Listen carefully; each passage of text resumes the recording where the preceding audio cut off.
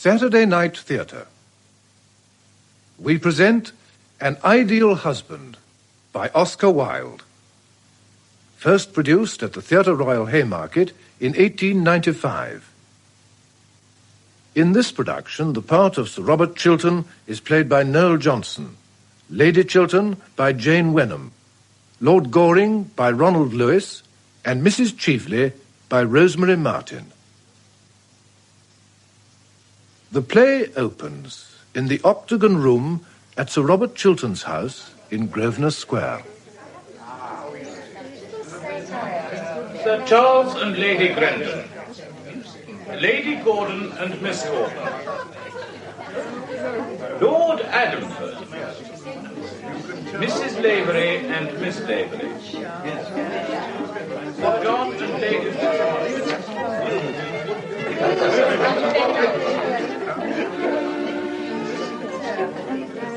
Going on to the Hartlocks tonight, Margaret? I suppose so. Are you? Yes. Horribly tedious parties they give, don't they? Horribly tedious. And never know why I go. Never know why I go anywhere. I come here to be educated. Oh, I hate being educated. So do I. It puts one almost on a level with the commercial classes, doesn't it?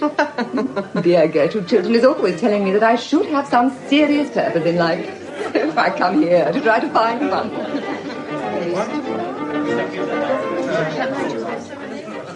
Mr. and Lady Jane Barford. I am so glad you could come. Lord Caversham.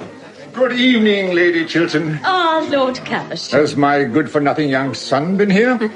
I don't think Lord Goring has arrived yet. Why do you call Lord Goring good for nothing, Lord Caversham? Because he leads such an idle life, Miss Chiltern. How can you say such a thing? Why, he rides in the Row at 10 o'clock in the morning, goes to the opera 3 times a week, changes his clothes at least 5 times a day, and dines out every night of the season. You don't call that leading an idle life, do you? You are a very charming young lady. How sweet of you to say that, Lord Caversham. Do come to us more often. Never go anywhere now. Sick of London society. Shouldn't mind being introduced to my own tailor. He always votes on the right side, but objects strongly to being sent down for dinner with my wife's milliner. Never could stand Lady Caversham's bonnets. Oh, I love London society. I think it is immensely improved. It is entirely composed now of beautiful idiots and brilliant lunatics, just what society should be. Which is Goring? Beautiful idiot or the other thing? I have been obliged for the present to put Lord Goring into a class quite by himself. But he is developing charmingly. Into what? I hope to let you know very soon, Lord Caversham. Oh!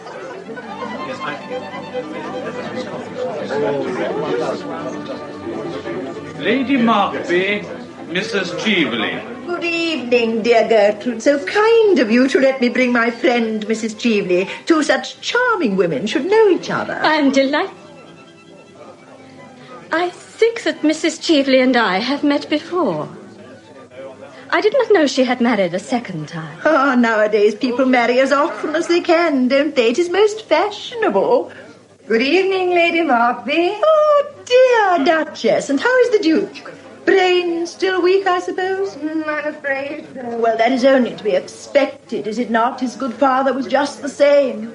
There's nothing like race, is there? But have we really met before, Lady Chiltern? I don't remember where. I have been out of England for so long. We were at school together, Mrs. Cheveley. Indeed. I have forgotten all about my school days. I have a vague impression that they were detestable. I am not surprised. Do you know, I am quite looking forward to meeting your clever husband, Lady Chiltern. Since he has been at the Foreign Office, he has been so much talked of in Vienna. They actually succeed in spelling his name right in the newspapers. That in itself is fame on the continent. I hardly think there will be much in common between you and my husband, Mrs. Cheveley.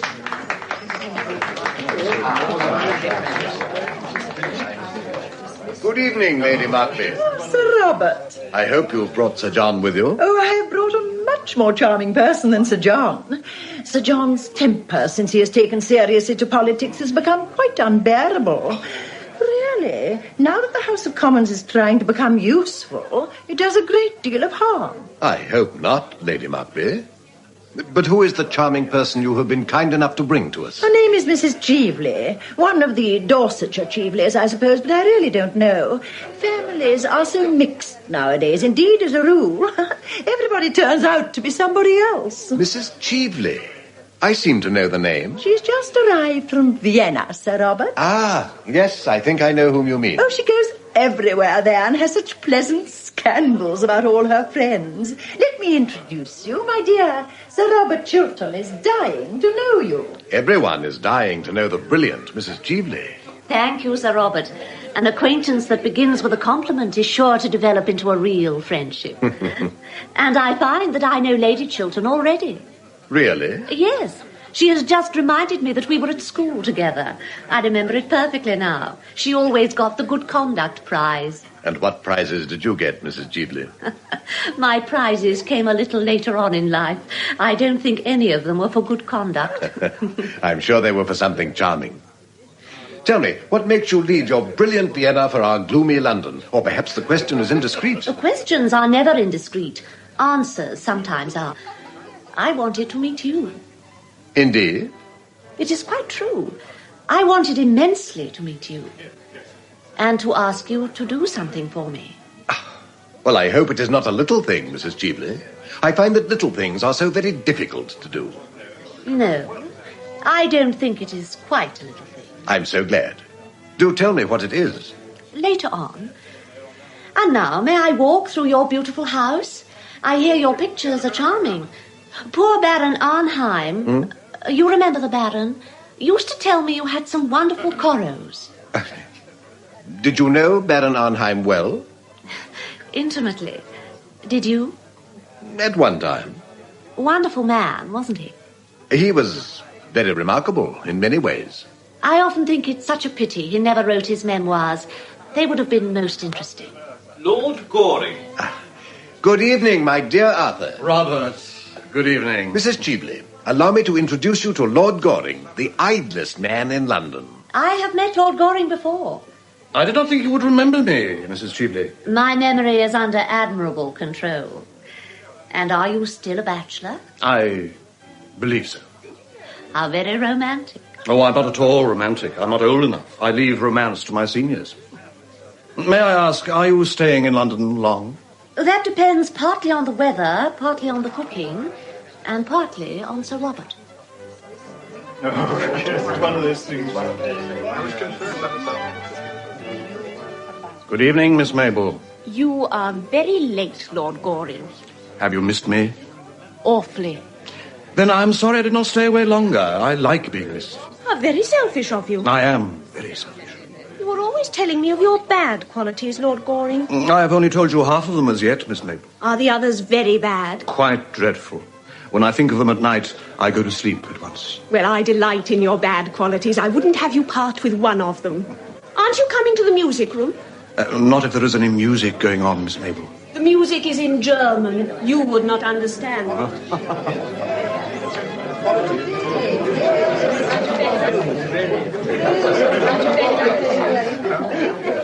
And are you going to any of our country houses before you leave England, Mrs. Cheveley? Oh, no. I can't stand your English house parties. In England, people actually try to be brilliant at breakfast. And that is so dreadful of them. Only dull people are brilliant at breakfast. My stay in England really depends on you, Sir Robert. Seriously? Quite seriously. I want to talk to you about the Argentine Canal Company. What a tedious practical subject for you to talk about, Mrs. Cheveley. Oh, I like tedious practical subjects. What I don't like are tedious practical people. There is a wide difference. Besides, you are interested, I know, in international canal schemes. You were Lord Radley's secretary, weren't you, when the government bought the Suez Canal shares? Yes, but the Suez Canal was a very great and splendid undertaking. This Argentine scheme is a commonplace stock exchange swindle. A speculation, Sir Robert. A brilliant, daring speculation. Believe me, Mrs. Cheveley, it is a swindle. Let us call things by their proper names. I hope you have not invested in it. Oh, I'm sure you are far too clever to have done that. I have invested very largely in it. Oh, who could have advised you to do such a foolish thing? Your old friend and mine. Who? Baron Arnheim. Ah, yes, I remember hearing at the time of his death that he had been mixed up in the whole affair. It was his last romance. His last but one, to do him justice. But you have not seen my corals yet. They're in the music room. May I show them to you? I am not in the mood tonight for silver twilights or rose-pink dawns. I want to talk business. I fear I have no advice to give you, Mrs. Cheveley, except to interest yourself in something less dangerous. The success of the canal depends, of course, on the attitude of England, and I am going to lay the report of the commissioners before the House tomorrow night. That you must not do. What? In your own interests, Sir Robert, to say nothing of mine. In my own interests? I want you to withdraw the report on the ground that you have reason to believe that the commissioners have been prejudiced or misinformed. Then I want you to say a few words to the effect that the government is going to reconsider the question, and that you have reason to believe that the canal, if completed, will be of great international value. Mrs. Cheveley, you cannot be serious in making me such a proposition. I am quite serious. And if you do what I ask you, I will pay you very handsomely. Pay me? You are a man of the world, and you have your price, I suppose. Everybody has nowadays. The drawback is that most people are so dreadfully expensive. I know I am. I hope you will be more reasonable in your terms. If you will allow me, I will call your carriage for you. You have lived so long abroad, Mrs. Cheveley, that you seem to be unable to realize that you are talking to an English gentleman. I realize that I am talking to a man who laid the foundation of his fortune by selling to a stock exchange speculator a cabinet secret. What do you mean? I mean that I know the real origin of your wealth and your career, and I have got your letter, too. What letter? The letter you wrote to Baron Arnheim when you were Lord Radley's secretary, telling the Baron to buy Suez Canal shares. A letter written 3 days before the government announced its own purchase. It's not true. You thought the letter had been destroyed. How foolish of you. It is in my possession. The affair to which you allude was no more than a speculation. The House of Commons had not yet passed the bill. It might have been rejected. It was a swindle, Sir Robert. Let us call things by their proper names. And now I am going to sell you that letter. And the price I ask for it is your public support of the Argentine scheme. You made your fortune out of the one canal. You must help me and my friends to make our fortunes out of another. It is infamous what you propose. Infamous. Oh, no. This is the game of life as we all have to play it, Sir Robert, sooner or later. I cannot do what you ask me. You mean you cannot help doing it? If you refuse... What then? You are ruined, that is all. Sooner or later we all have to pay for what we do. You have to pay now. What you ask is impossible. Suppose that when I leave this house, I drive down to some newspaper office and give them this scandal and the proofs of it. I will give you any sum of money you want. Even you are not rich enough, Sir Robert, to buy back your past. No man is. I will not do what you ask me. I will not. You have to. I will be in the ladies' gallery tomorrow night at 11:30. If by that time you have made an announcement to the House in the terms I wish, I shall hand you back your letter.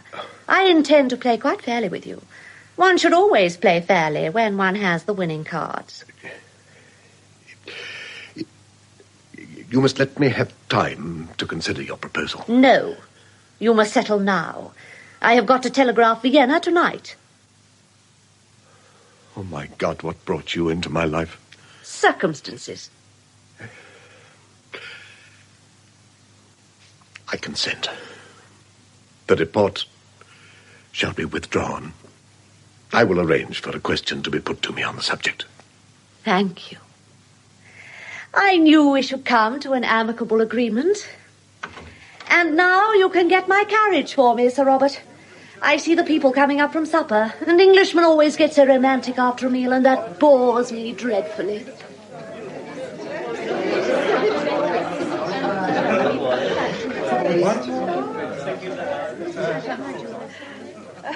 What a charming house you have, Lady Chiltern. I have spent a delightful evening. It has been so interesting getting to know your husband. Why did you wish to meet my husband, Mrs. Cheveley? I wanted to interest him in this Argentine canal scheme, of which I dare say you have heard, and I found him most susceptible.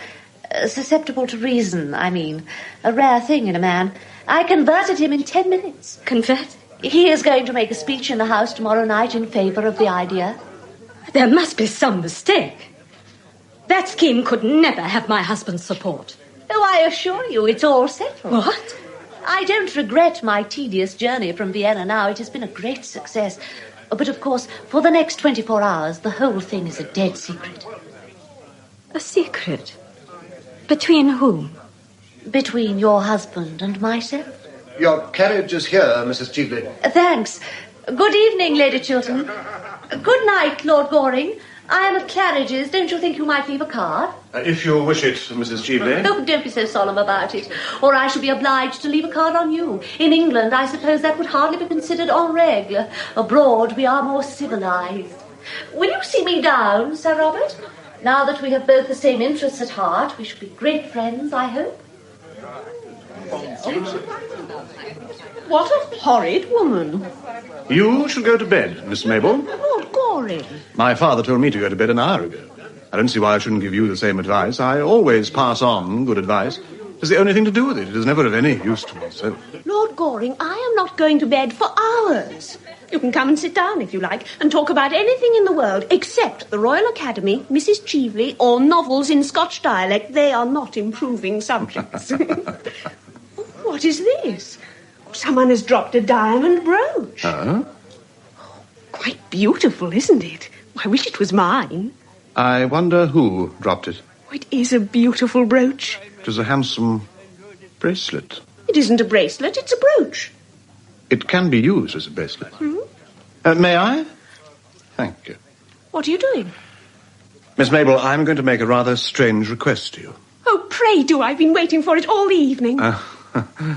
Don't mention to anybody that I've taken charge of this brooch. Should anyone write and claim it, let me know at once. That is a strange request. Well, you see, I gave this brooch to somebody once, years ago. You did? Yes. Oh, then I shall certainly bid you good night. Good night, Gertrude.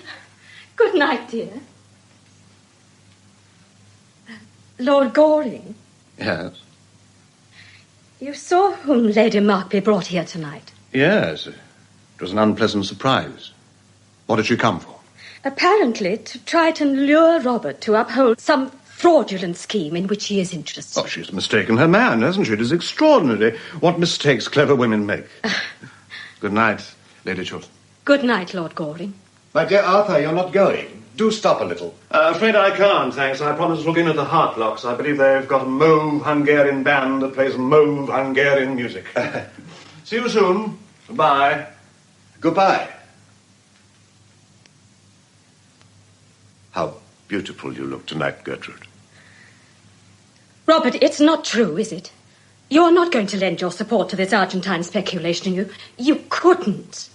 Who told you I intended to do so? Mrs. Cheveley, as she now calls herself. She seemed to taunt me with it. Robert, I know this woman, you don't. We were at school together. She was untruthful, dishonest, and an evil influence on everyone whose trust or friendship she could win. She was sent away for being a thief. Why do you let her influence you? Mrs. Cheveley may have changed since then.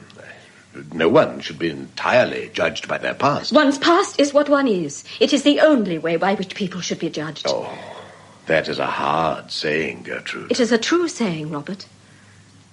And what did she mean by boasting that she had got you to lend your support to a thing I have heard you described as the most dishonest scheme that there has ever been in political life? I was mistaken in the view I took. But you told me yesterday that you had received the report from the Commission and that it entirely condemned the whole thing. Robert, are you telling me the whole truth? Why do you ask me such a question?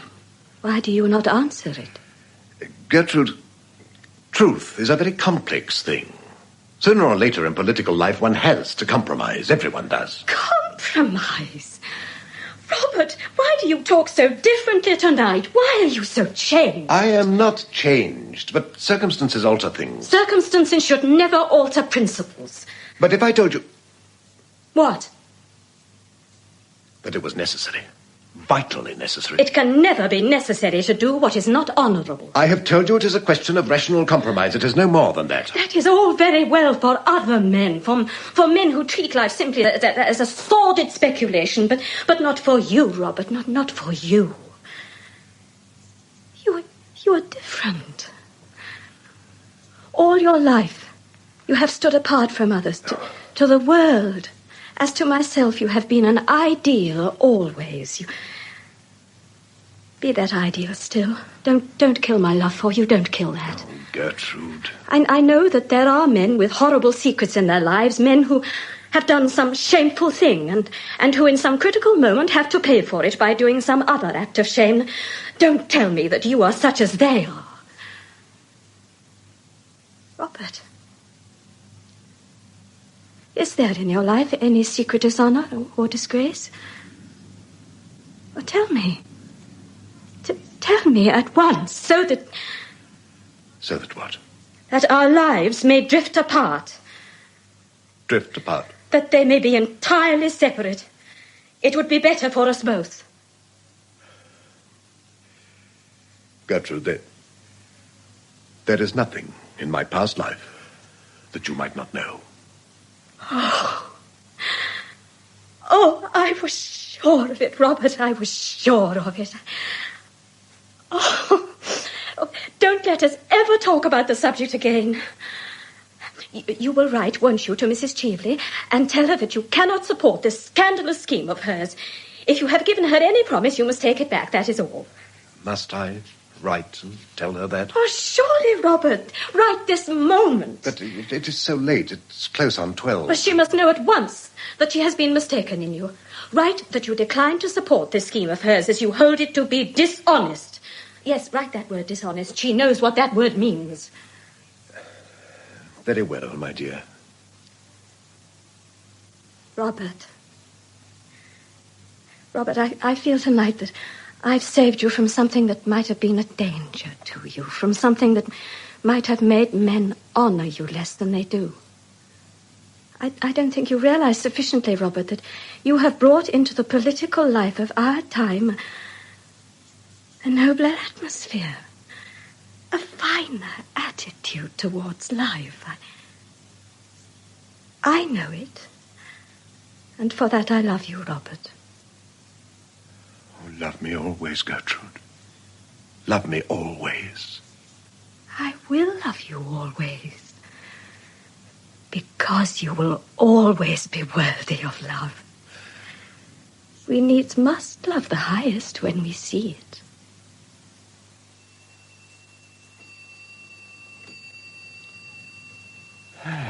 My dear Robert, it's a very awkward business, very awkward indeed.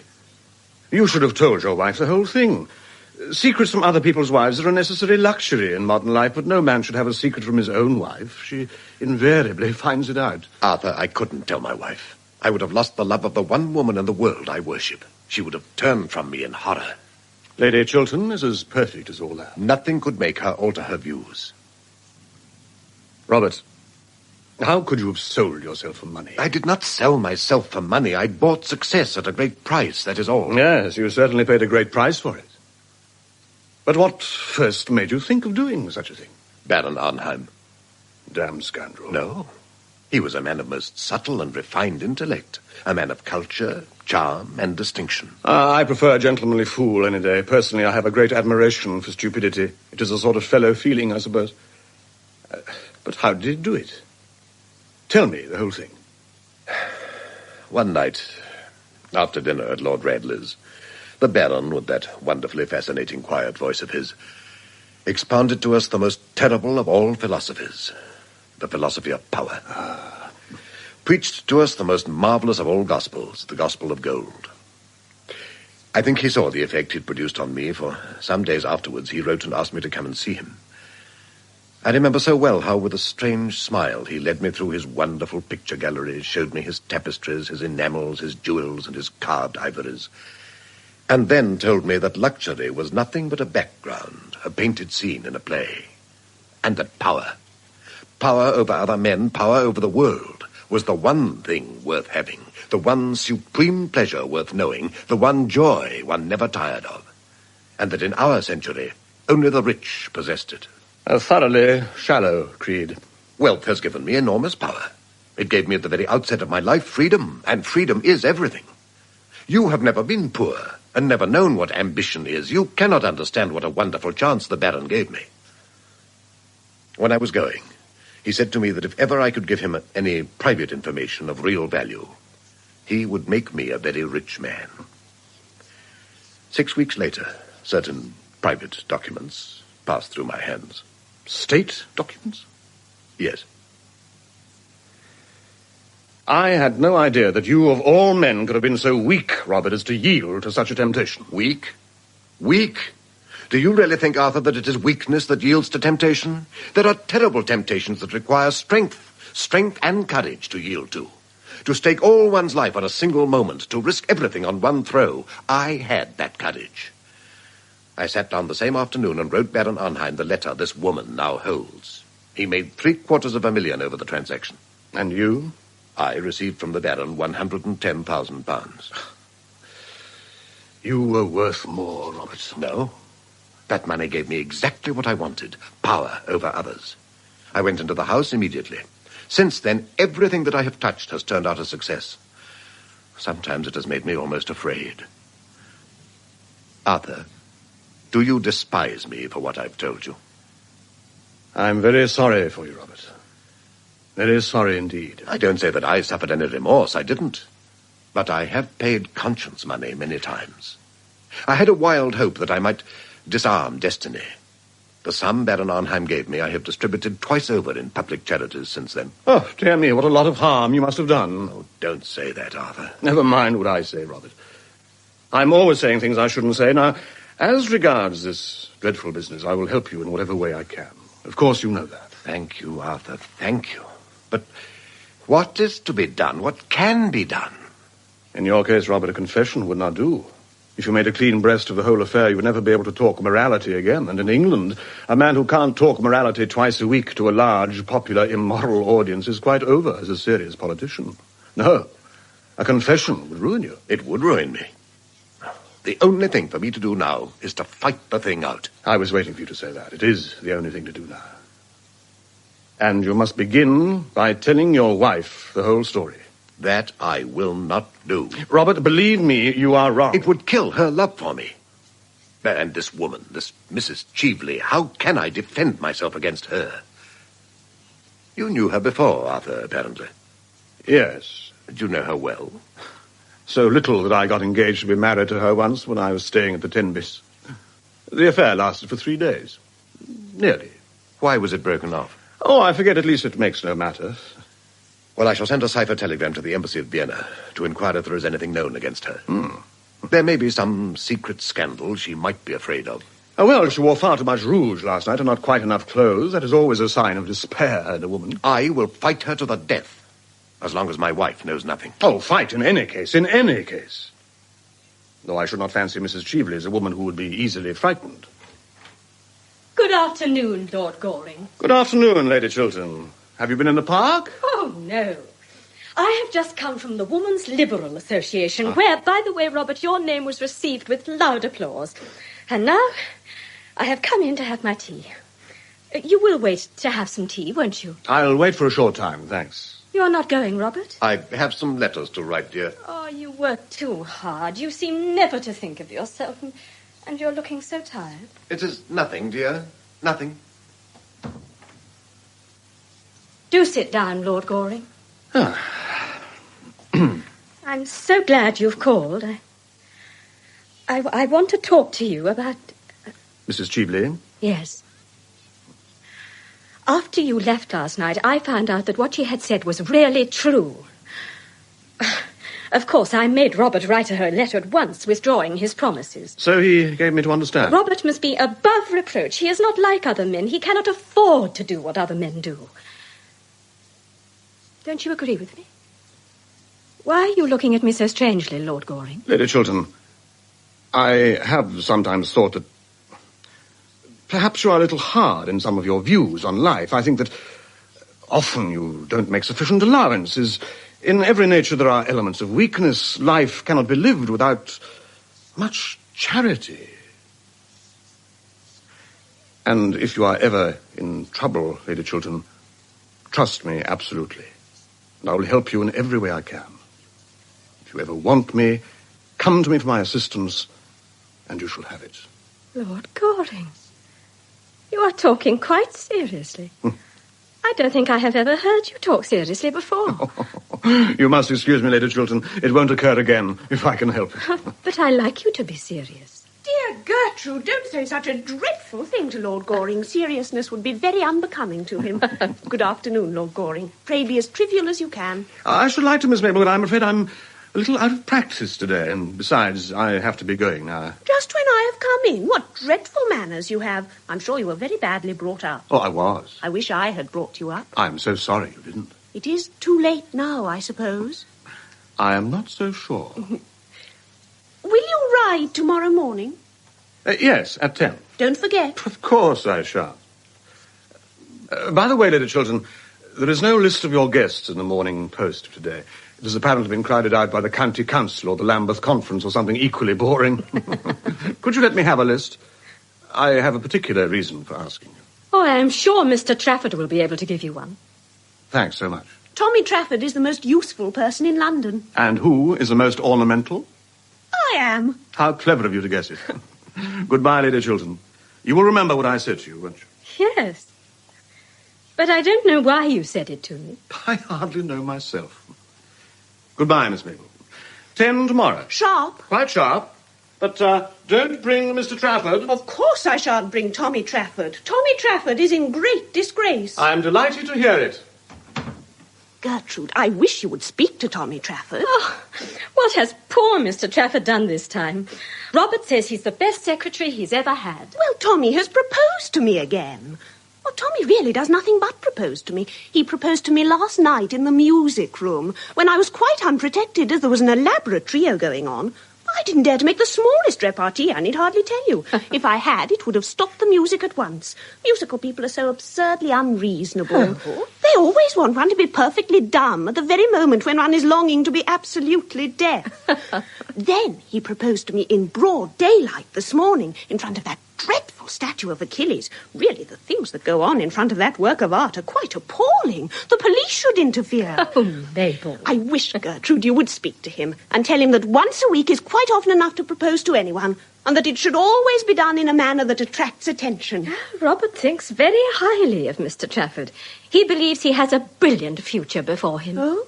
Oh, I wouldn't marry a man with a future before him for anything under the sun. Oh, Mabel. I know, dear. You married a man with a future, didn't you? But then Robert was a genius, and you have a noble, self-sacrificing character. You can stand geniuses. Oh.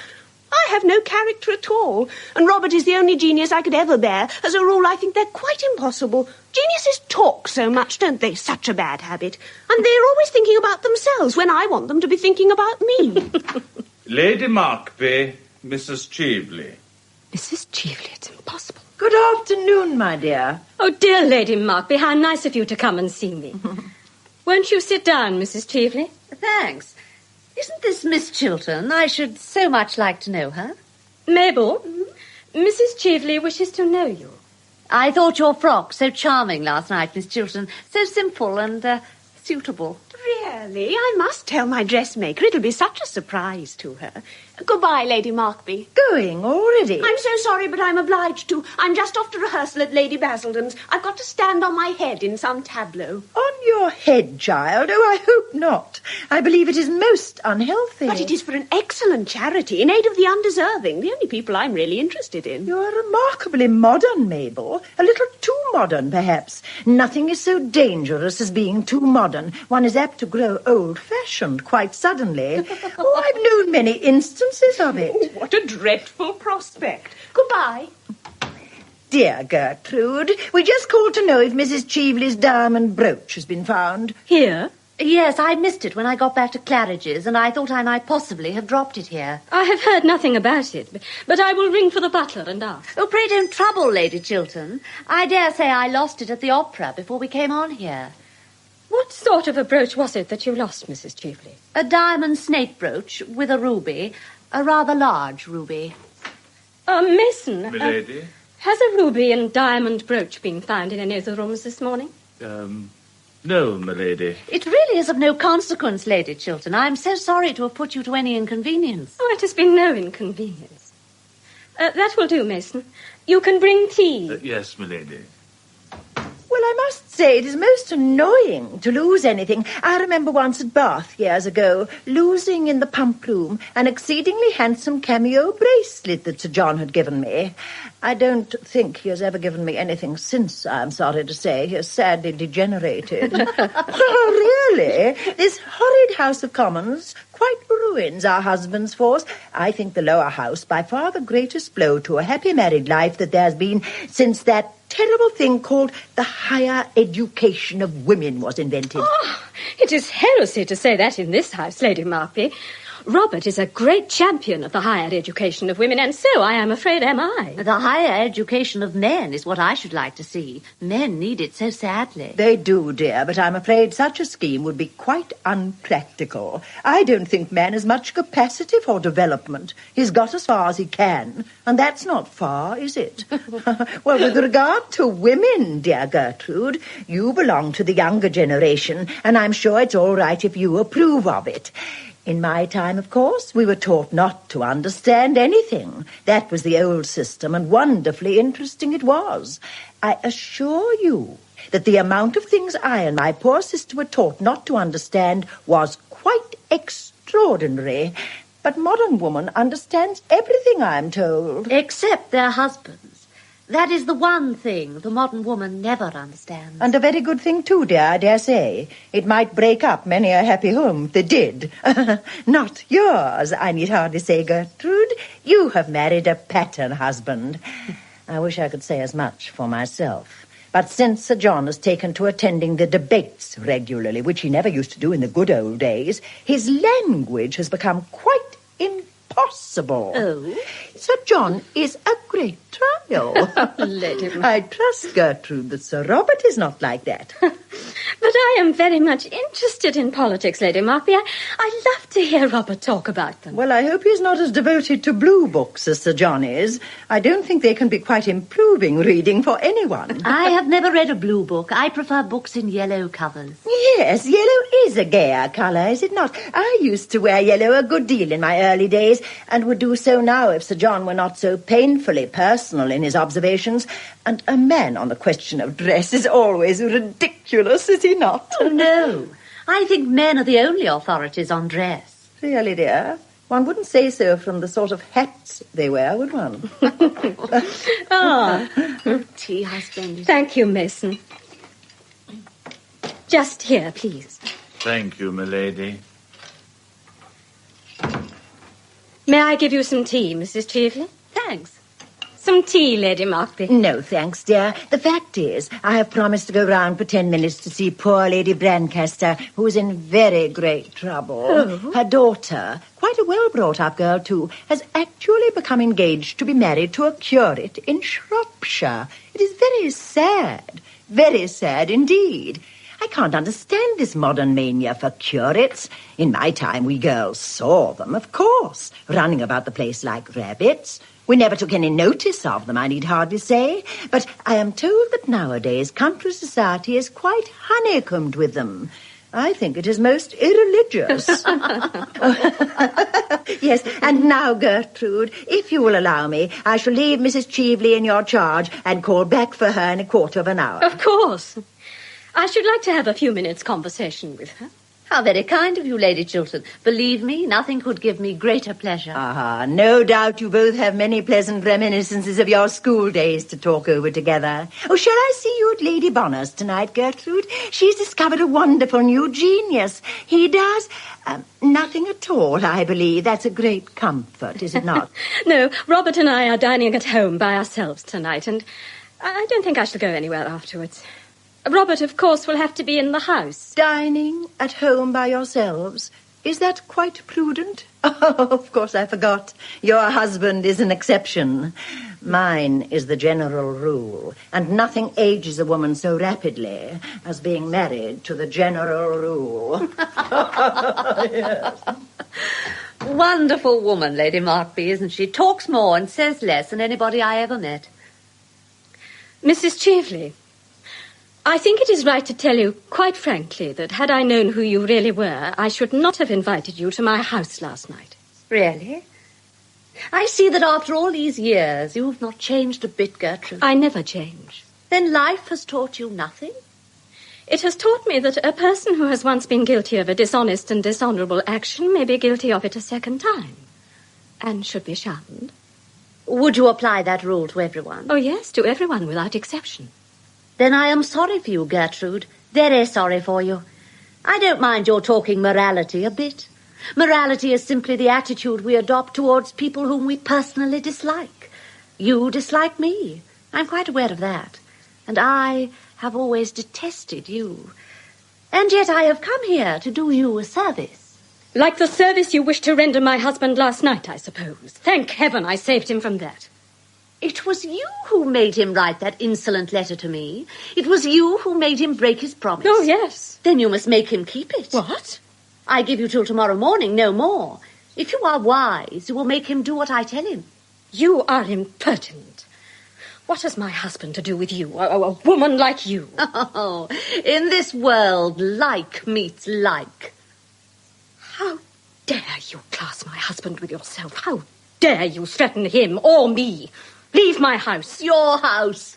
A house bought with the price of dishonour. A house everything in which has been paid for by fraud. Robert! Ask him what the origin of his fortune is. Get him to tell you how he sold to a stockbroker a cabinet secret. Learn from him to what you owe your position. It's not true. Robert, it's not true. Look at him. Can he deny it? Does he dare to? Go. Go at once. You have done your worst now. Oh, my worst. I have not finished with you, either of you.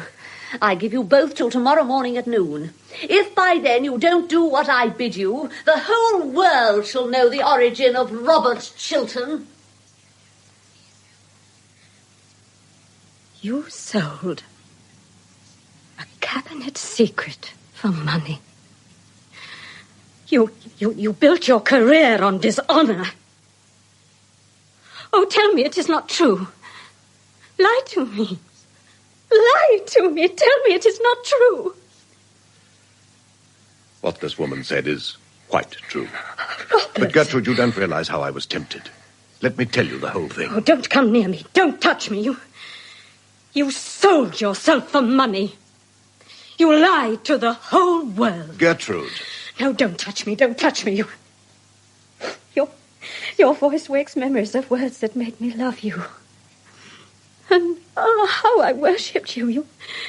The world seemed to me to be a finer place because you were in it. And when I think that I made a man like you my ideal, the ideal of my life... There was your error. The error all women commit. Why can't you love us, faults and all? Why do you place us on monstrous pedestals? You made a false idol of me, and I hadn't the courage to come down, show you my wounds, tell you my weaknesses. I was afraid that I might lose your love as I have lost it now. And so last night you ruined my life for me. What? Yes, ruined it. What that woman asked was nothing compared to what she offered. I could have killed the sin of my youth, destroyed its record. You prevented me. Robert! And now what is there before me but public disgrace, ruin, shame, the mockery of the world, a lonely, dishonoured life. A lonely, dishonoured death it may be someday. Let women make no more ideals of men. Let them not put them on altars and bow before them, or they may ruin other lives as completely as you whom I have so wildly loved, have ruined mine.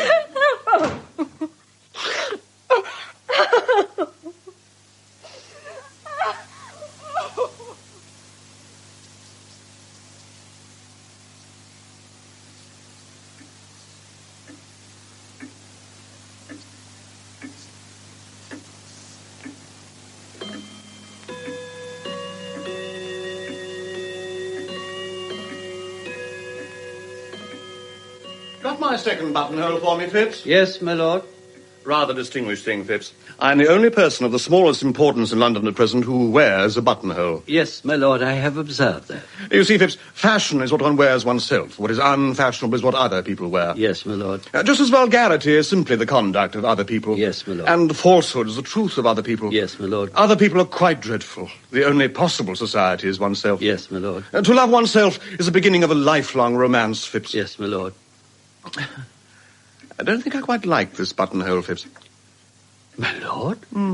Makes me look a little too old. Makes me almost in the prime of life, eh, Phipps? I don't observe any alteration in your lordship's appearance. You don't, Phipps? No, my lord. I'm not quite sure. For the future, a more trivial buttonhole, Phipps, on Thursday evenings. I will speak to the florist, my lord. Do. She's had a loss in her family lately, which perhaps accounts for the lack of triviality your lordship complains of in the buttonhole. Extraordinary thing about the lower classes in England. They are always losing their relations. Yes, my lord. They're extremely fortunate in that respect. Any letters, Phipps? 3, my lord. I want my cab round in 20 minutes. Yes, my lord. Phipps? My lord. When did this letter arrive? It was brought by hand earlier in the evening, just after your lordship went to the club. That'll do. Lady Chiltern's handwriting. That is rather curious. I thought Robert was to write. Wonder what Lady Chiltern has got to say to me. I want you, I trust you, I am coming to you, Gertrude. I want you, I trust you, I'm coming to you. So, she has found out everything. Poor woman. Lord Caversham. Oh, why will parents always appear at the wrong time? Some extraordinary mistake in nature, I suppose. Delighted to see you, my dear father. Take my cloak off. Is it worthwhile, Father?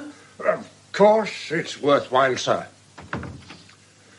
Which is the most comfortable chair? This one, Father. It is the chair I use myself when I have visitors. Thank you. No draught, I hope, in this room? No, Father. Glad to hear it. Can't stand draughts. No draughts at home. A good many breezes, Father. Eh? Don't understand what you mean. I want to have a serious conversation with you, sir. Oh, my dear Father, at this hour? Well, sir, it's only 10 o'clock. I think the hour is an admirable hour. The fact is, Father, that this is not my day for talking seriously. What do you mean, sir? During the season, Father, I only talk seriously on the first Tuesday in every month from 4 to 7. Well, make it Tuesday, sir. Make it Tuesday. But it is after 7, Father. And my doctor says I must not have any serious conversation after 7. It makes me talk in my sleep. Talk in your sleep, sir? What does that matter? You're not married? No, Father, I am not married. That is what I've come to talk to you about, sir. You have got to get married, and at once. Oh, really? Dabby, sir, it's your duty to get married. You can't be always living for pleasure. Every man of position is married nowadays. Bachelors are not fashionable anymore. They're a damaged lot. Too much is known about them. It's high time for you to get married. You're 34 years of age, sir. Yes, Father, but I only admit to 32. 31 and a half when I have a really good buttonhole. This buttonhole is not trivial enough. I tell you, you're 34, sir. And there is a draft in your room besides, which makes your conduct worse. Why did you tell me there was no draft, sir? I feel a draft, sir. I feel it distinctly. So do I, Father. It is a dreadful draft. I will come and see you tomorrow, Father. We can talk over anything you like. Let me help you on with your cloak, Father. No, sir. I called this evening for a definite purpose, and I am going to see it through at all costs, to my health or yours. Put down my cloak, sir. Certainly, Father, but let us go into another room. There is a dreadful draught in here. A dreadful draught, sir. Phipps, is there a good fire in the smoking room? Yes, my lord. Come in there, Father. Your sneezes are quite heartrending. Well, sir, I suppose I have a right to sneeze when I choose? Quite so, Father. I was merely expressing sympathy. Oh, damn sympathy. There's a great deal too much of that sort of thing going on nowadays. I quite agree with you, Father. If there was less sympathy in the world, there would be less trouble in the world. That is a paradox, sir. I hate paradoxes. So do I, Father. Everybody one meets is a paradox nowadays. It is a great bore. It makes society so obvious. Conceited young puppy. Phipps. My lord. There is a lady coming to see me this evening on particular business. Show her into the drawing room when she arrives, you understand? Yes, my lord. It is a matter of the gravest importance, Phipps. I understand, my lord. No one else is to be admitted under any circumstances. I understand, my lord. Ah, that is probably the lady. Well, sir, am I to wait attendance on you? At once, Father. Do forgive me.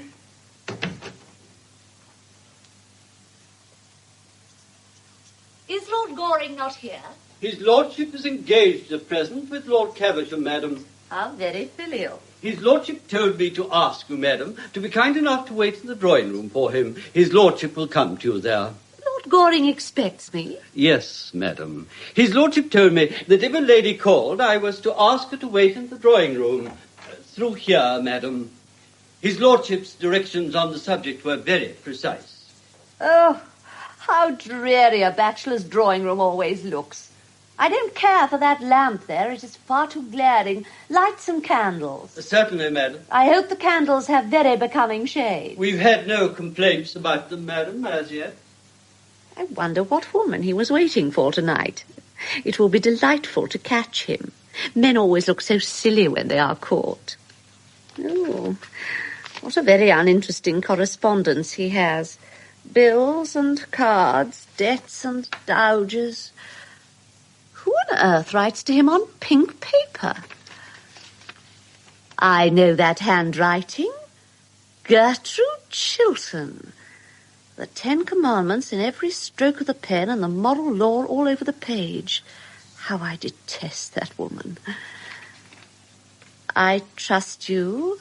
I want you. I am coming to you. The candles in the drawing room are lit, madam, as you directed. Thank you. I trust the shades will be to your liking, madam. They're the most becoming we have. They're the same as his lordship uses himself when he is dressing for dinner. Then I am sure they will be perfectly right. Thank you, madam.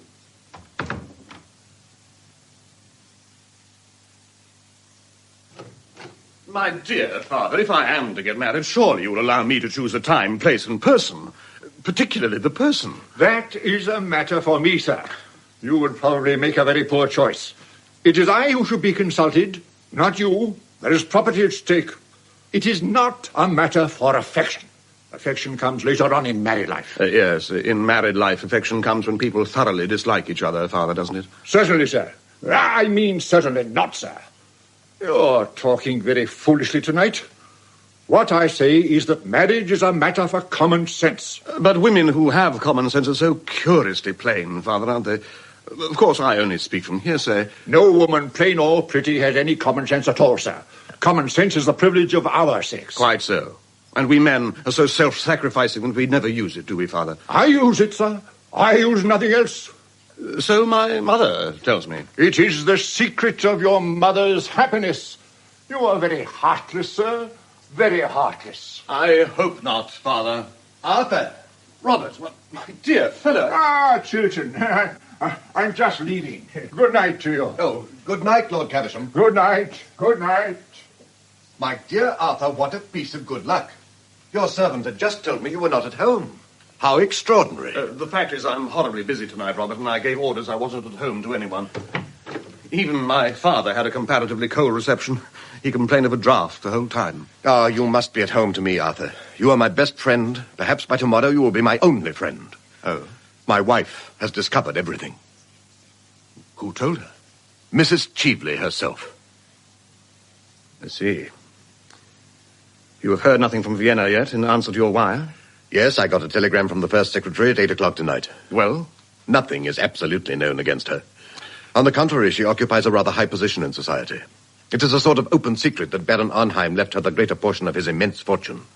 Beyond that, I can learn nothing. Arthur, I am parched with thirst. May I ring for something, some hock and seltzer? Certainly. Let me.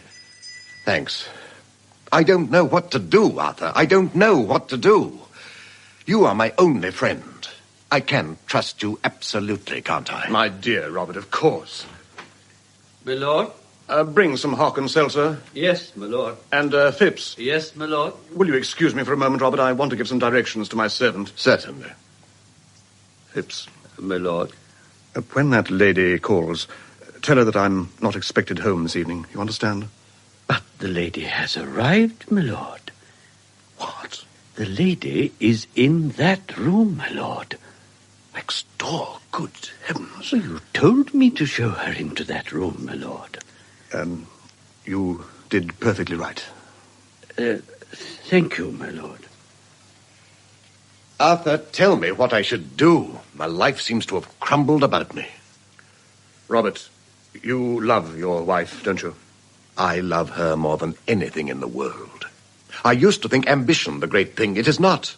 Love is the great thing in the world. There is nothing but love, and I love her. But there is a wide gulf between us now. Has she never in her life done some folly, some indiscretion, that she should not forgive you? My wife? Never. She does not know what weakness or temptation is. She stands apart, as good women do, pitiless in her perfection. But I love her, Arthur. And she loves you, Robert. Why should she not forgive? There is something more I have to tell you, Arthur. Hot and seltzer, sir. Ah, thank you. Is your carriage here, Robert? No, I walked from the club. Sir Robert will take my cab, Phipps. Yes, my lord. Robert, you don't mind my sending you away? You must let me stay for 5 minutes. I have made up my mind what I am going to do tonight in the house. The debate on the Argentine Canal is to begin at 11. What is that? Nothing. I heard a sound in the next room. Someone has been listening. No, there is no one there. There is someone. I can see there is a light in the room. Someone has been listening. Arthur, what does this mean? Robert, you are unnerved. I tell you, there is no one in that room. Sit down. Do you give me your word that there is no one there? Yes. Your word of honor? Yes. Let me see for myself. No. If there is no one there, why should I not look? I have told you there is no one in that room. That is enough. It is not enough. I insist on going into that room. For God's sake, don't. There is someone there. Someone you must not see. I thought so. No. Robert, it was for your sake she came here. It was to try and save you she came. You are mad. What have I to do with her intrigues with you? Let her remain your mistress. It is not true, Robert. Before heaven, it is not true. Let me pass, sir. You have lied enough. Good evening, Lord Goring. Mrs. Cheveley. Great heavens. May I ask what you were doing in my drawing room? Merely listening. I have a perfect passion for listening through keyholes. I am glad you have called. I'm going to give you some good advice. Oh, pray don't. One should never give a woman anything she can't wear in the evening. You have come here to sell me Robert Chiltern's letter, haven't you? To offer it to you on conditions. What is your price for it? How absurdly English you are. The English think that a checkbook can solve every problem. Why, my dear Arthur, I have much more money than you have, and quite as much as Robert Chiltern. Money is not what I want. What do you want, then, Mrs. Cheveley? Why don't you call me Laura? I don't like the name. You used to adore it. Yes, that's why. Arthur, you loved me once. Yes. And you asked me to be your wife. That was a natural result of my loving you. And you threw me over because you saw, or said you saw, poor old Lord Mortlake trying to have a violent flirtation with me in the conservatory at Tenby. I am under the impression that my lawyer settled that matter with you on certain terms, dictated by yourself. At that time, I was poor. You were very rich. Quite so. That is why you pretended to love me. I did love you. And you loved me. I suppose that when a man has once loved a woman, he will do anything for her except continue to love her. Yes, except that. I am tired of living abroad. I want to come back to London. I want to have a charming house here. I want to have a salon. When I saw you last night at the Chilterns, I knew you were the only person I had ever cared for, if I ever have cared for anybody, Arthur. And so, on the morning of the day you marry me, I will give you Robert Chiltern's letter. What? That is my offer. I will give it to you now, if you promise to marry me. Now? Tomorrow. Are you really serious? Yes, quite serious. I should make you a very bad husband. I don't mind bad husbands. I have had 2. They amused me immensely. You mean that you amused yourself immensely, don't you? Do you think it is quite charming of you to be so rude to a woman in your own house? In the case of very fascinating women, sex is a challenge, not a defense. I suppose that is meant for a compliment. My dear Arthur, women are never disarmed by compliments. Men always are. That is the difference between the two sexes. Women are never disarmed by anything, as far as I know them. Then you are going to allow your greatest friend, Robert Chiltern, to be ruined, rather than marry someone who really has considerable attractions left. For the privilege of being your wife, I was ready to surrender a great prize, the climax of my diplomatic career. You decline. Very well. If Sir Robert doesn't uphold my Argentine scheme, I expose him. You mustn't do that. It would be vile, horrible, infamous. Oh, don't use big words. They mean so little. I must go. Goodbye. Won't you shake hands? With you? No. You seem to have forgotten that you, who came here tonight to talk of love, went this afternoon to the house of one of the most noble and gentle women in the world to degrade her husband in her eyes, to put poison in her heart and bitterness in her life. For that there can be no forgiveness. Arthur, you are unjust to me. I didn't go to taunt Gertrude. I called with Lady Markby simply to ask whether an ornament, a jewel that I had lost somewhere last night, had been found. A diamond brooch with a ruby? Yes. How did you know? Because it is found.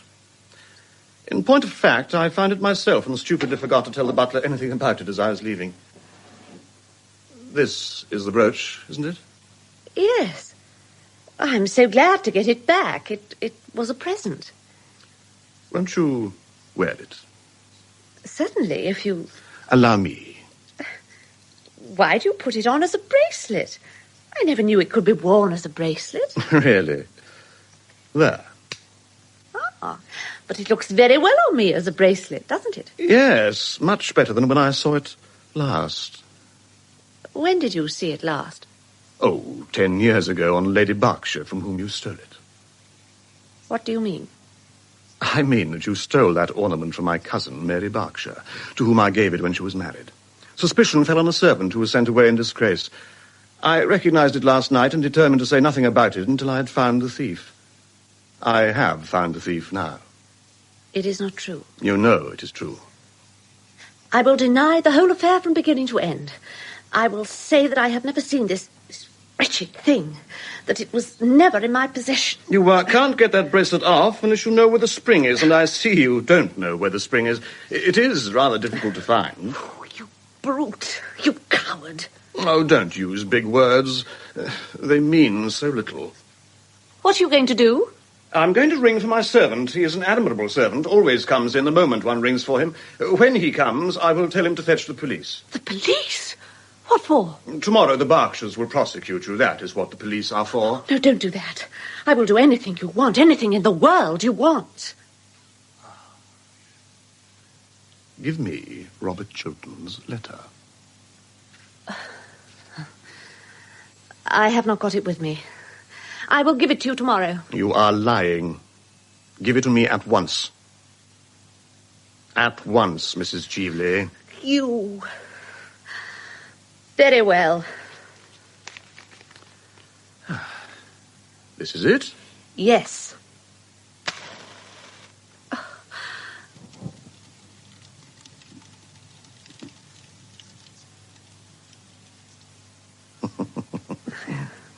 For so well-dressed a woman, Mrs. Cheveley, you have moments of admirable common sense. I congratulate you.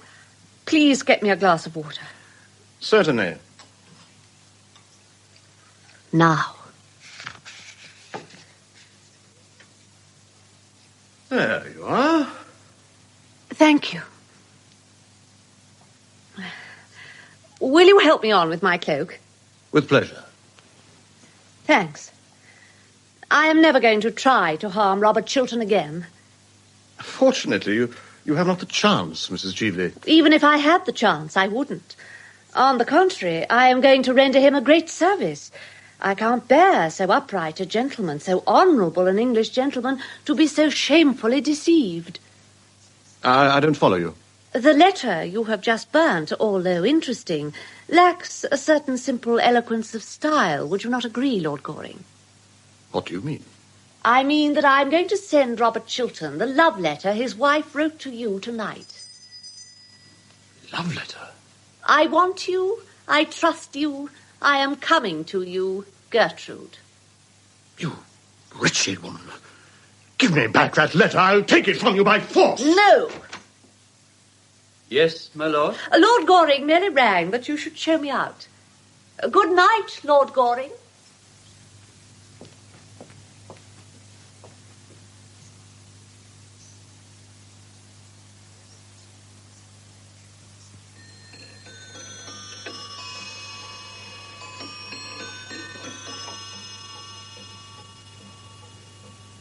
You say Sir Robert is not home yet, Mason? Sir Robert is still at the Foreign Office, my lord. And Lady Chiltern is not yet down? Her ladyship has not yet left her room. Miss Chiltern has just come in from riding. Ah, that is something. Lord Caversham has been waiting some time in the library for Sir Robert. Oh. I told him your lordship was here. Thank you. Would you kindly tell him I've gone? I shall do so, my lord. Really, I don't want to meet my father 3 days running. It is a great deal too much excitement for any son. I hope to goodness he won't come up.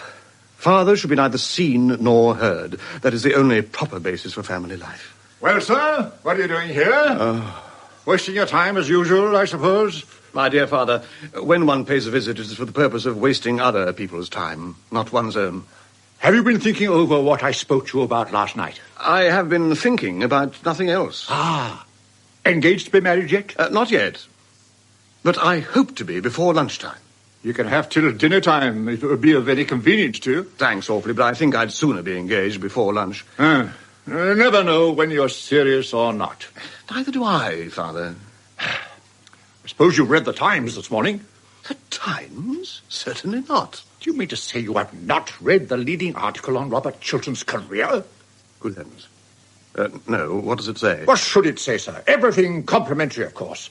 Chiltern's speech last night on this Argentine canal scheme was one of the finest pieces of oratory ever delivered in the House. And did Chiltern uphold the scheme? Uphold it, sir? He denounced it roundly, and the whole system of modern political finance. This speech is the turning point in his career.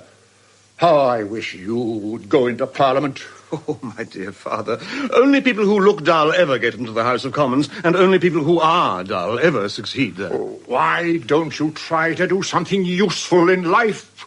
I'm far too young. Oh, I hate this affectation of youth, sir. It is a great deal too prevalent nowadays. Ah, youth isn't an affectation. Youth is an art. Why don't you propose to that pretty Miss Chiltern? I am of a very nervous disposition, especially in the morning. Well, I don't suppose there's the smallest chance of accepting you. You certainly don't deserve her, sir. My dear father, if we men married the women we deserve, we should have a very bad time of it. Oh. Ah. How do you do, Lord Caversham? I hope Lady Caversham is quite well. Oh, Lady Caversham is as usual. As usual. Good morning, Miss Mabel. And Lady Caversham's bonnets, are they at all better? They've had a serious relapse, I'm sorry to say. Good morning, Miss Mabel. Oh, are you here, Lord Goring? Of course, you understand that after your breaking your appointment, I am never going to speak to you again. Oh, please don't say such a thing. You are the one person in London I really like to have to listen to me. Lord Goring, I never believe a single word that either you or I say to each other. You're quite right, my dear, quite right. As far as he's concerned, I mean. Do you think you could possibly make your son behave a little better occasionally, just as a change? I regret to say, Miss Chiltern, that I have no influence at all over my son. I wish I had, if I had. I know what I would make him do. I am afraid that he has one of those terribly weak natures that are not susceptible to influence. He is very heartless. Very heartless. It seems to me that I am a little in the way here. It is very good for you to be in the way and to know what people say of you behind your back. I don't at all like knowing what people say of me behind my back. It makes me far too conceited. Oh, after that, my dear, I really must bid you good morning. Oh, I hope you're not going to leave me all alone with Lord Goring, especially at such an early hour in the day. I'm afraid I can't take him with me to Downing Street. It is not the Prime Minister's day for seeing the unemployed. People who don't keep their appointments in the park are horrid. Detestable. I'm glad you admit it. But I wish you wouldn't look so pleased about it. I can't help it. I always look pleased when I'm with you. Then I suppose it is my duty to remain with you. Of course it is. Well, my duty is a thing I never do on principle. It always depresses me, so I'm afraid I must leave you. Oh, please don't, Miss Mabel. I have something very particular to say to you. Oh, is it a proposal? Well, yes, it is. I am bound to say it is. I am so glad. That makes the second today. But the second today? What conceited ass has been impertinent enough to dare to propose to you before I had proposed to you? Tommy Trafford, of course. Tommy? It is one of Tommy's days for proposing. He always proposes on Tuesdays and Thursdays during the season. You didn't accept him, I hope. I make it a rule never to accept Tommy. That is why he goes on proposing. Of course, as you didn't turn up this morning, I very nearly said yes. It would have been an excellent lesson both for him and for you if I had. It would have taught you both better manners. Oh, bother Tommy Trafford. Tommy is a silly little ass. I love you. I know. And I think you might have mentioned it before. I'm sure I've given you heaps of opportunities. Mabel, do please be serious. Ah, that is the sort of thing a man always says to a girl before he has been married to her. He never says it afterwards. Mabel, I have always told you that I love you. Can't you love me a little in return? You silly Arthur. If you knew anything about anything, which you don't, you would know that I adore you. Everyone in London knows it except you. It is a public scandal the way I adore you. I've been going about for the last 6 months telling the whole of society that I adore you. I wonder you consent to have anything to say to me. I have no character left at all. Do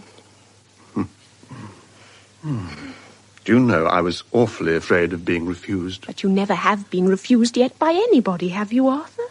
Of course, I'm not nearly good enough for you, Mabel. Oh, I am so glad, darling. I was afraid you were. And I'm a little over 30. Dear, you look weeks younger than that. How sweet of you to say so. And it is only fair to tell you frankly that I am fearfully extravagant. But so am I, Arthur, so we're sure to agree. And now I must go and see Gertrude. Must you really? Yes. Then do tell her I want to talk to her particularly. I've been waiting here all the morning to see either her or Robert. Do you mean to say you didn't come here expressly to propose to me? No, that was a flash of genius. Your first. My last. I'm delighted to hear it. Now, don't stir. I'll be back in 5 minutes, and don't fall into any temptations while I'm away. Dear Mabel, while you are away, there are none. It makes me horribly dependent on you. I shall be in the conservatory under the second palm tree on the left. Second on the left? Yes, the usual palm tree. Good morning, dear. Gertrude. How pretty you're looking. How pale you are looking. It is most becoming. Good morning, Lord Goring. Lady Chiltern, I have a certain amount of very good news to tell you. Mrs. Cheveley gave me Robert's letter last night, and I burned it. Oh. Robert is safe. Oh, I'm so glad. Oh, what a good friend you are to him. To us. There is only one person now that could be said to be in any danger. Well, who is that? Yourself. I? In danger? Well, what do you mean? Yesterday evening you wrote me a letter asking me for my help. You wrote to me as one of your oldest friends. Mrs. Cheveley stole that letter from my room. She puts a certain construction on that letter and proposes to send it to your husband. But what construction could she put on it? Oh, not that. Yes. And she proposes to send it to my husband. Oh, tell me what happened. Mrs. Cheveley was shown into my rooms last night without my knowledge. I thought that the person who was waiting to see me was yourself. Oh. Robert came in unexpectedly. A chair or something fell in the room adjoining. He forced his way in and discovered her. We had a terrible scene. I still thought the visitor was you. Robert left me in anger. At the end of everything, Mrs. Cheveley got possession of your letter. She had taken it from my bureau. When or how, I don't know. When did this happen? At 10:30. Oh. And now I propose that we tell Robert the whole thing at once. You want me to tell Robert that the woman you expected was not Mrs. Cheveley, but myself? That it was I whom you thought was concealed in the room in your house at 10:30 at night? You want me to tell him that? I think it is better that he should know the exact truth. Oh, I couldn't. I couldn't. May I do it? No. You are wrong, Lady Chiltern. No. No. The letter must be intercepted. But how can I do it? Letters arrive for him every moment of the day. His secretaries open them and hand them to him. I dare not ask the servants to bring me his letters. It would be impossible. Oh, why don't you tell me what to do? Pray be calm, Lady Chiltern, and answer the questions I'm going to put to you. You said his secretaries open the letters? Yes. Who is with him today? Mr. Trafford, isn't it? No. Mr. Montford, I think. Your letter was on pink paper. He could recognize it without reading it, couldn't he, by the colour? I suppose so.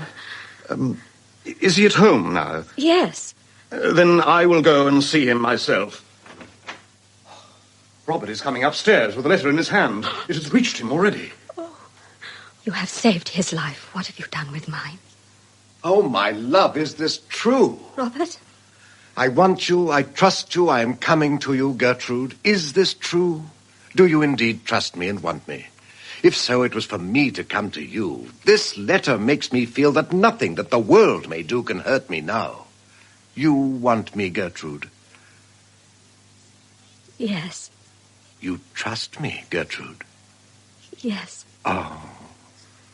Why did you not add you loved me? Because I loved you.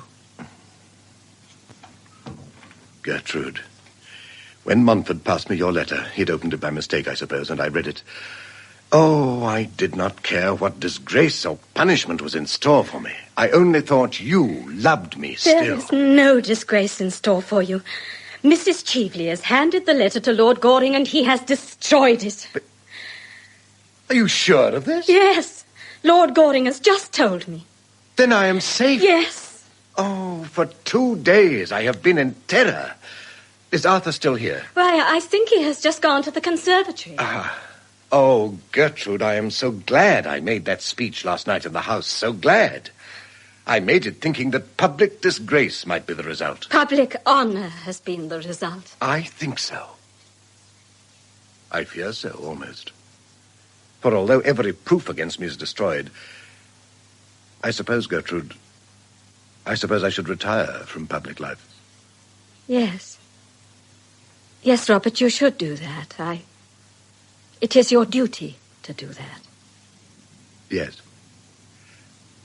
And you would be happy living somewhere alone with me abroad, perhaps, or in the country, away from London, away from public life. You would have no regrets. None, Robert. And your ambition for me? I have none now but that we two may love each other. Oh, let us not talk about ambition. No. My dear Arthur. Arthur, I have to thank you for what you've done for me. I don't know how I can repay you. My dear fellow, I'll tell you at once. At the present moment, under the usual palm tree, I mean in the conservatory... Lord Caversham. Oh, that admirable father of mine really makes a habit of turning up at the wrong moment. It is very heartless of him, very heartless indeed. Good morning, Lady Chiltern. Warmest congratulations to you, Chiltern, on your brilliant speech last night. I've just left the Prime Minister, and you are to have the vacant seat in the Cabinet. A seat in the Cabinet? Yes. Here is the Prime Minister's letter. A seat in the Cabinet? Certainly. And you well deserve it, too. You have got what we want so much in political life nowadays. High character, high moral tone, high principles. Everything that you have not got, sir, and never will have. I don't like principles, Father. I prefer prejudices. I cannot accept this offer, Lord Caversham. Cannot accept it, sir? My intention is to retire at once from public life. Decline a seat in the Cabinet and retire from public life? Never heard such damn nonsense in the whole course of my existence. I beg your pardon, Lady Chiltern. Chiltern, I beg your pardon. Don't grin like that, sir. No, Father. Lady Chiltern, you're a sensible woman. The most sensible woman in London. Will you kindly prevent your husband from talking such... Will you kindly do that, Lady Chiltern? I think my husband is right in his determination, Lord Caversham. I approve of it. You approve of it? Good heavens. I admire him immensely for it. I have never admired him so much before. You will go and write your letter to the Prime Minister now, won't you? Don't hesitate, Robert. I suppose I had better write it at once. Such offers are not repeated. I will ask you to excuse us for a moment, Lord Caversham. What is the matter with this family? Idiocy.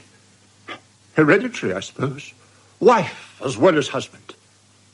Very sad indeed. And they're not an old family. Can't understand it. Shan't stay in this house any longer, sir. Oh. Well, just go into the conservatory for a moment, Father. Second palm tree to the left, the usual palm tree. What, sir? The conservatory. There's someone there I want you to talk to. What about, sir? About me, Father. You? Not a subject on which much eloquence is possible? No, Father. Perhaps not. Robert is writing the letter. Is he? Yes. Why are you playing Mrs. Cheveley's cards? I don't understand you. Lady Chiltern, you wrote me a letter last night in which you said you trusted me and wanted my help. Yes. Now is the moment when you really want my help. Now is the time when you have got to trust me. You love Robert. Do you want to kill his love for you?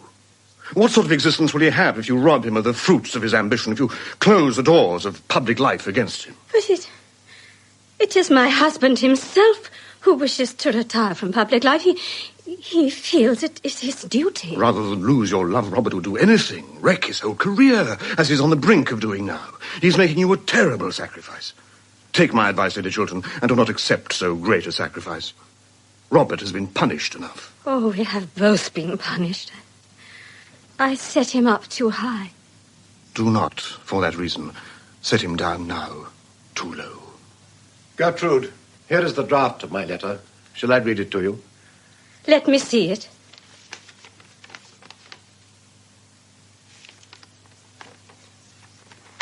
What are you doing? I will not spoil your life for you, nor see you spoil it as a sacrifice to me. Lord Goring has convinced me. Gertrude. You can forget. And I forgive. Oh, Gertrude. Oh, Robert. Arthur, it seems that I am always to be in your debt. Oh, dear, no, Robert. Your debt is to Lady Chiltern, not to me. Tell me what you were going to ask me just now as Lord Caversham came in.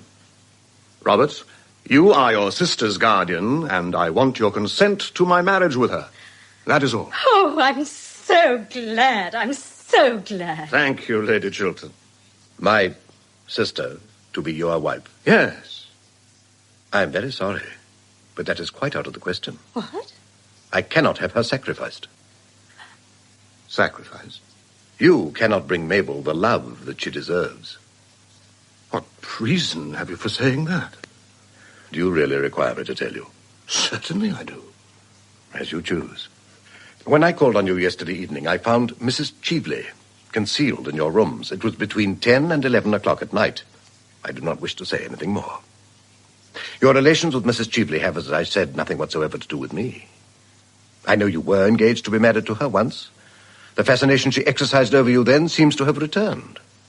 You spoke to me last night of her as a woman whom you respected and honored. Well, that may be so. But I cannot give my sister's life into your hands.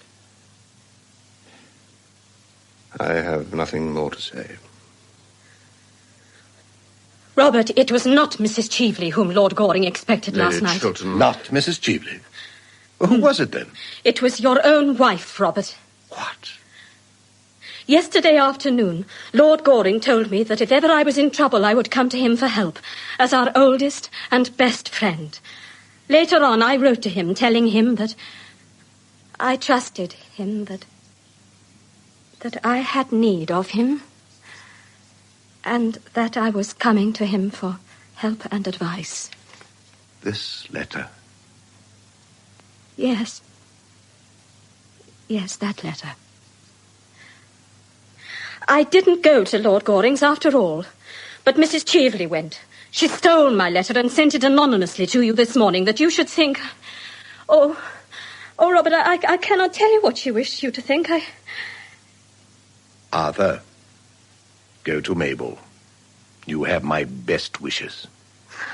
I hope she hasn't changed her mind. It's nearly 20 minutes since I saw her last. Lord Goring, I think your father's conversation much more improving than yours. I'm only going to talk to Lord Caversham in future, and always under the usual palm tree. Darling. You don't mean to say, sir, that this charming, clever young lady has been so foolish as to accept you? Certainly, Father. And Chiltern has been wise enough to accept the seat in the cabinet. I'm very glad to hear that, Chiltern. I congratulate you, sir. If the country doesn't go to the dogs or the radicals, we shall have you Prime Minister someday. Luncheon is on the table, milady. Thank you, miss. You'll stop to luncheon, Lord Caversham, won't you? With pleasure. And I'll drive you down to Downing Street afterwards, Chiltern. You have a great future before you. A great future. Wish I could say the same for you, sir. But your career will have to be entirely domestic. Yes, Father. I prefer it domestic. And if you don't make this young lady an ideal husband, I'll cut you off with a shilling. An ideal husband? Oh, I don't think I should like that. It sounds like something in the next world. What do you want him to be then, my dear? Oh, he can be what he chooses. All I want is to be, a real wife to him. Upon my word, there's a good deal of common sense in that. Aren't you coming in, Robert? Gertrude, Yes? is it love you feel for me? Or is it pity merely? It is love, Robert. Love and only love. For both of us. A new life is beginning.